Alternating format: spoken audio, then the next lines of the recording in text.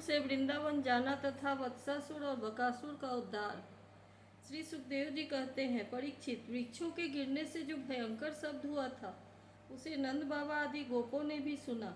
उनके मन में यह शंका हुई कि कहीं बिजली तो नहीं गिरी। सब के सब भयभीत होकर वृक्षों के पास आ गए। वहां पहुंचने पर उन लोगों ने देखा कि दोनों अर्जुन के वृक्ष गिरे हुए हैं। यद्यपि वृक्ष गिरने का कारण स्पष्ट था, वहीं उनके सामने ही रस्सी में बंधा हुआ बालक उखल खींच रहा था, परंतु वे समझ न सके यह किसका काम है। ऐसी आश्चर्यजनक दुर्घटना कैसे घट गई, यह सोचकर वे कातर हो गए। उनकी बुद्धि भ्रमित हो गई। वहां कुछ बालक खेल रहे थे। उन्होंने देखा, अरे इसी कन्हैया का तो काम है। यह दोनों वृक्षों के बीच में से होकर निकल रहा था। उखल तिरछा हो जाने पर दूसरी ओर से इसने खींचा और वृक्ष गिर पड़े। हमने तो इनमें से निकलते हुए दो पुरुष भी देखे हैं, परंतु गोपों ने बालकों की बात नहीं मानी। वे कहने लगे, एक नन्हा सा बच्चा इतने बड़े वृक्षों को उखाड़ डाले, यह कभी संभव नहीं है। किसी किसी के चित्त में श्री कृष्ण की पहले की लीलाओं का स्मरण करके संदेह भी हो आया। नंद बाबा ने देखा, उनका प्राणों से प्यारा बच्चा रस्सी से बंधा हुआ उखल घसीटता जा रहा है। वे हंसने लगे और जल्दी से जाकर उन्होंने रस्सी की गांठ खोल दी। सर्वशक्तिमान भगवान कभी कभी गोपियों के फुसलाने से साधारण बालकों के समान नाचने लगते, कभी भोले भाले अनजान बालक की तरह गाने लगते। वे उनके हाथ की कठपुतली उनके सर्वथा अधीन हो गए। वे कभी उनकी आज्ञा से पीढ़ा ले आते तो कभी दुसेरी आदि तौलने के बटघरे ले आते, कभी खड़ाऊ ले आते तो कभी अपने प्रेमी भक्तों को आनंदित करने के लिए पहलवानों की भांति ताल ठोकने लगते। इस प्रकार सर्वशक्तिमान भगवान अपनी बाल लीलाओं से ब्रजवासियों को आनंदित करते और संसार में जो लोग उनके रहस्य को जानने वाले हैं उनको यह दिखलाते कि मैं अपने सेवकों के वश में हूँ। एक दिन कोई फल बेचने वाली आकर पुकार उठी, फल लो फल। यह सुनते समस्त कर्म और उपासनाओं के फल देने वाले भगवान अच्युत फल खरीदने के लिए अपनी छोटी सी उंगली में अनाज लेकर दौड़े। उनकी अंगुलियों में से अनाज तो रास्ते में ही बिखर गया, पर फल बेचने वाली ने उनके दोनों हाथ फल से भर दिए। इधर भगवान ने भी उसकी फल रखने वाली टोकरी रत्नों से भर दी। तदनंतर एक दिन यमलार्जुन वृक्ष को तोड़ने वाले श्री कृष्ण और बलराम बालकों के साथ खेलते खेलते जमुना तट पर चले गए और खेल में ही रम गए। तब रोहिणी देवी ने उन्हें पुकारा, ओ कृष्ण, ओ बलराम, जल्दी आओ।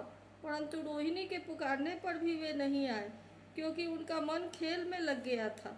जब बुलाने पर भी वे दोनों बालक नहीं आए, तब रोहिणी जी ने वात्सल्य स्नेहमयी जसोदा जी को भेजा। श्री कृष्ण और बलराम ग्वाल बालकों के साथ बहुत देर से खेल रहे थे। जसोदा जी ने जाकर उन्हें पुकारा। उस समय पुत्र के प्रति वात्सल्य स्नेह के कारण उनके स्तनों में से दूध चुचवा रहा था। वे जोर जोर से पुकारने लगी, मेरे प्यारे कन्हैया, ओ कृष्ण, कमल नयन, श्याम सुंदर बेटा, आओ अपनी माँ का दूध पी लो। खेलते खेलते थक गए हो बेटा, अब बस करो। देखो तो सही, तुम भूख से दुबले हो रहे हो। मेरे प्यारे बेटा राम, तुम तो समूचे कुल को आनंद देने वाले हो। अपने छोटे भाई को लेकर जल्दी से आ जाओ। देखो भाई, आज तुमने बहुत सवेरे कलेव खाया था, अब तो तुम्हें कुछ खाना चाहिए। बेटा बलराम, वज्रराज भोजन करने के लिए बैठ गए हैं, परंतु अभी तक तुम्हारी बाट देख रहे हैं। आओ, अब हमें आनंदित करो। बालकों, अब तुम लोग भी अपने अपने घर जाओ। बेटा देखो तो सही, तुम्हारा एक एक अंग धूल से लथपथ हो रहा है। आओ जल्दी से स्नान कर लो, आज तुम्हारा जन्म नक्षत्र है। पवित्र होकर ब्राह्मणों को गोदान करो। देखो देखो, तुम्हारे साथियों को उनकी माताओं ने नहला धुलाकर मीच पोछ कर कैसे सुंदर सुंदर गहने पहना दिए हैं। अब तुम नहा धोकर खा पी कर पहन ओढ़कर तब खेलना। परीक्षित, माता जसोदा का संपूर्ण मन प्राण प्रेम बंधन से बंधा हुआ था। वे चराचर जगत के शिरोमणि भगवान को अपना पुत्र समझती और इस प्रकार कहकर एक हाथ से बलराम तथा दूसरे हाथ से श्री कृष्ण को पकड़कर अपने घर ले आई। इसके बाद उन्होंने पुत्र के मंगल के लिए जो करना था वह बड़े प्रेम से किया।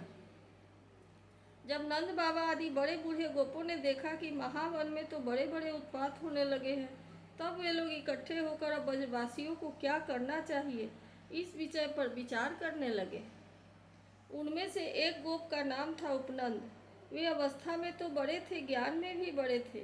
उन्हें इस बात का पता था कि किस समय किस स्थान पर किस वस्तु से कैसा व्यवहार करना चाहिए। साथ ही वे यह भी चाहते थे कि राम और श्याम सुखी रहे, उन पर कोई विपत्ति न आवे। उन्होंने कहा, भाइयों, अब यहाँ ऐसे बड़े बड़े उत्पात होने लगे हैं जो बच्चों के लिए बहुत ही अनिष्टकारी है। इसलिए यदि हम लोग गोकुल और गोकुल वासियों का भला चाहते हैं तो हमें यहाँ से अपना डेरा डंडा उठाकर कूच कर देना चाहिए। देखो, यह सामने बैठा हुआ नंद राय का लड़का सबसे पहले तो बच्चों के लिए काल स्वरूपिणी हत्यारी पूतना के चंगुल से किसी प्रकार छूटा। इसके बाद भगवान की दूसरी कृपा यह हुई कि इसके ऊपर इतना बड़ा छकड़ा गिरते गिरते बचा। बवंडर रूपधारी दैत्य ने तो इसे आकाश में ले जाकर बड़ी भारी विपत्ति मृत्यु के मुख में ही डाल दिया था, परंतु वहां से जब यह चट्टान पर गिरा तब भी हमारे कुल के देवेश्वरों ने इस बालक की रक्षा की। जमलार्जुन वृक्षों के गिरने के समय इसके बीच में आकर यह या कोई बालक न मरा। इससे भी यही समझना चाहिए कि भगवान ने हमारी रक्षा की। इसलिए जब तक कोई बहुत बड़ा अनिष्टकारी अनिष्ट हमें और हमारे वज्र को नष्ट न कर दे, तब तक ही हम लोग अपने बच्चों को लेकर अनुजरों के साथ यहाँ से अन्यत्र चले चले। वृंदावन नाम का एक वन है, उसमें छोटे छोटे भी बहुत से नए नए हरे हरे वन हैं। वहाँ बड़ा ही पवित्र पर्वत, घास और हरी भरी लता वनस्पतियाँ हैं। हमारे पशुओं के लिए तो वह बहुत ही हितकारी है। गोप गोपी और गायों के लिए वह केवल सुविधा का ही नहीं, सेवन करने योग्य स्थान है। सो यदि तुम सब लोगों को यह बात जचती हो तो आज ही हम लोग वहाँ के लिए कूच कर दे। देर न करे, गाड़ी छकड़े जोते और पहले गायों को, जो हमारी एकमात्र संपत्ति है, वहाँ भेज दें। उपनंद की बात सुनकर सभी गोपों ने एक स्वर से कहा, बहुत ठीक, बहुत ठीक। इस विषय में किसी का भी मतभेद न था। सब लोगों ने अपनी झुंड की झुंड गायें इकट्ठी की और छकड़ों पर घर की सब सामग्री लादकर वृंदावन की यात्रा की। परीक्षित, ग्वालों ने बूढ़ों, बच्चों, स्त्रियों और सब सामग्रियों को छकड़ों पर चढ़ा दिया और स्वयं उनके पीछे पीछे धनुष बाण लेकर बड़ी सावधानी से चलने लगे। उन्होंने गौ और बछड़ों को तो सबसे आगे कर लिया और उनके पीछे सींगी और तुरही जोर जोर से बजाते हुए चले। उनके साथ ही साथ पुरोहित लोग भी चल रहे थे। गोपियाँ अपने अपने वक्षस्थल पर नई केसर लगाकर, सुंदर सुंदर वस्त्र पहनकर, गले में सोने का हार धारण किए और रथों पर सवार थी और बड़े आनंद से भगवान श्री कृष्ण की लीलाओं के गीत गाती जाती थी। यशोदा रानी और रोहिणी जी भी वैसे ही सज धज कर अपने अपने प्यारे पुत्र श्री कृष्ण तथा बलराम के साथ एक छकड़े पर शोभायमान हो रही थी। वे अपने दोनों बालकों की तोतली बोली सुन सुनकर भी अघाती न थी और सुनना चाहती थी। वृंदावन बड़ा ही सुंदर वन है, चाहे कोई भी ऋतु हो, वहाँ सुख ही सुख है। उसमें प्रवेश करके ग्वालों ने अपने छकड़े को अर्धचंद्राकार मंडल बांध कर खड़ा कर दिया और अपने गोधन के रहने योग्य स्थान बना लिया। परीक्षित, वृंदावन का हरा भरा वन अत्यंत मनोहर, गोवर्धन पर्वत और जमुना नदी के सुंदर सुंदर पुलिनों को देखकर भगवान श्री कृष्ण और बलराम जी के हृदय में उत्तम प्रीति का उदय हुआ। राम और श्याम दोनों ही अपनी तोतली बोली और अत्यंत मधुर बालोचित लीलाओं से गोकुल की तरह ही वृंदावन में भी ब्रिजवासियों को आनंद देते रहे। थोड़े ही दिनों में समय आने पर वे बछड़े चराने लगे। दूसरे ग्वाल बालों के साथ खेलने के लिए बहुत सी सामग्री लेकर वे घर से निकल पड़ते और गोष्ठ गायों के रहने के स्थान के पास ही अपने बछड़ों को चराते। श्याम और राम कहीं बांसुरी बजा रहे हैं तो कहीं गुलेल तथा ढेलवा से या ढेले गोलियां फेंक रहे हैं। किसी समय अपने पैरों के घुंघरू पर तान छेड़ रहे हैं तो कहीं बनावटी गाय और बैल बनकर खेल रहे हैं। एक और तो देखिए वे सांड बन कर हकड़ते हुए आपस में लड़ रहे हैं, तो दूसरी ओर मोर, कोयल, बंदर आदि पशु पक्षियों की बोलियां निकाल रहे हैं। परीक्षित, इस प्रकार सर्वशक्तिमान भगवान साधारण बालकों के समान खेलते रहते। एक दिन की बात है, श्याम और बलराम अपने प्रेमी सखा ग्वाल बालों के साथ जमुना तट पर बछड़े चरा रहे थे। उसी समय उन्हें मारने की नीयत से एक दैत्य आया। भगवान ने देखा कि वह बनावटी बछड़े का रूप धारण कर बछड़ों के झुंड में मिल गया है वे आंखों के इशारे से बलराम जी को दिखाते हुए धीरे धीरे उसके पास पहुंच गए। उस समय ऐसा जान पड़ता था मानो वे दैत्य को पहचानते नहीं और उस हट्टे कट्टे सुंदर बछड़े पर मुग्ध हो गए।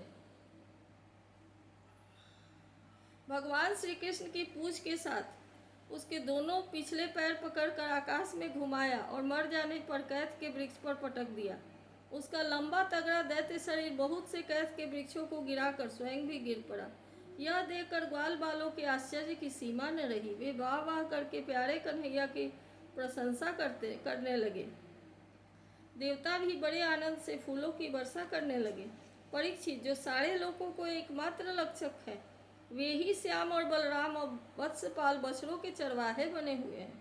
वे तड़के ही उठकर कलेवे की सामग्री ले लेते और बछड़ों को चराते हुए वन से दूसरे वन में घुमा करते। एक दिन की बात है, सब ग्वाल बाल अपने झुंड के झुंड बछड़ों को पानी पिलाने के लिए जलाशय के तट पर गए। उन्होंने पहले बछड़ों को जल पिलाया, फिर स्वयं भी पिया।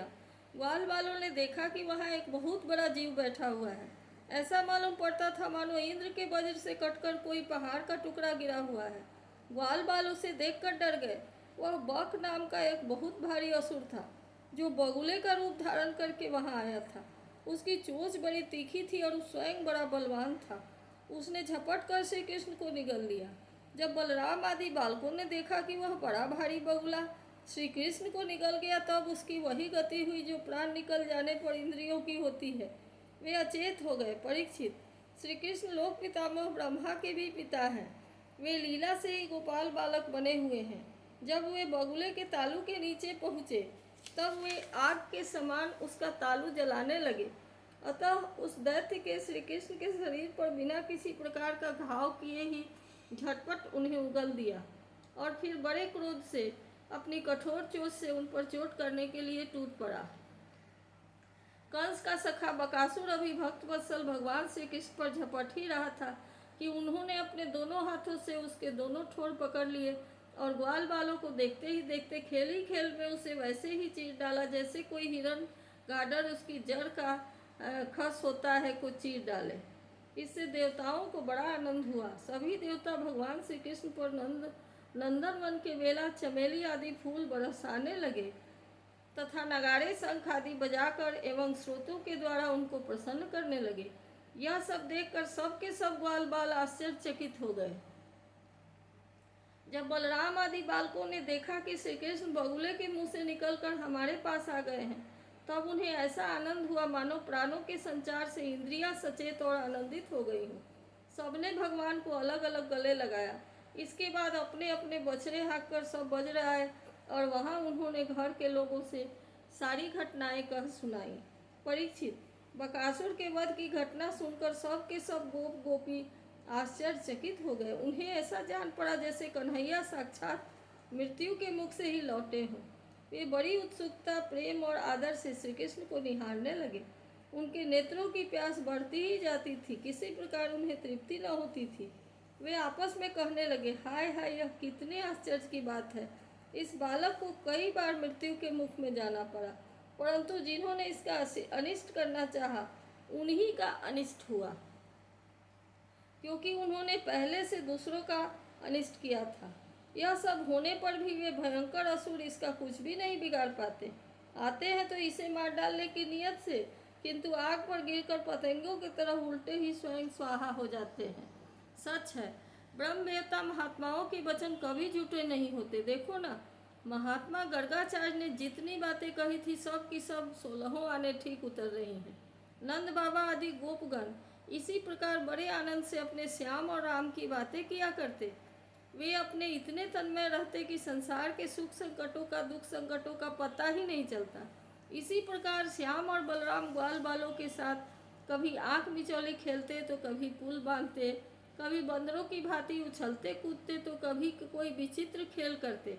इस प्रकार के बालोचित खेलों से उन दोनों ने वज्र में अपनी बाल्यावस्था व्यतीत की। इति श्रीमद्भागवते महापुराणे पारमहंस्यां संहितायां दशम स्कंधे पूर्वार्धे वत्सबको वधो नामैकादशोऽध्यायः।